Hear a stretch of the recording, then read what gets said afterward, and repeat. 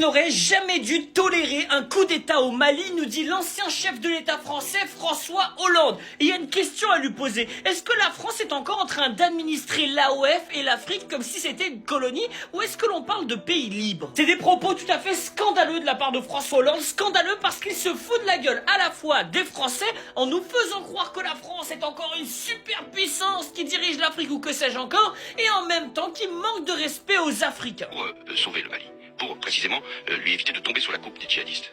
Ensuite, la France s'est retirée, je ne vais pas ici en donner, c'était pas ma responsabilité, les raisons. Il y a eu un coup d'État au Mali, coup d'État militaire qui n'aurait jamais dû être toléré. Jamais. Compte tenu de ce qu'était la place de la France. Et donc c'était à Flamby Ier, hein, le roi de France, hein, évidemment, de choisir de ce qui se faisait à Bamako ou pas. Et en France, on a quand même des gens qui s'interrogent. L'opération Barkhane, est-ce que c'était un échec, une réussite ou un bilan nuancé?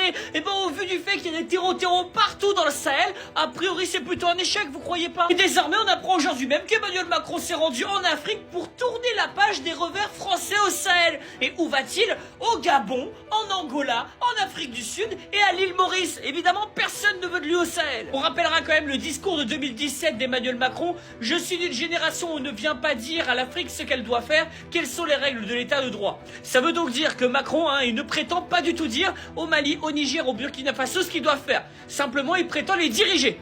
Voilà, c'est ça l'objectif de la France. Bon courage à ceux qui vont survivre.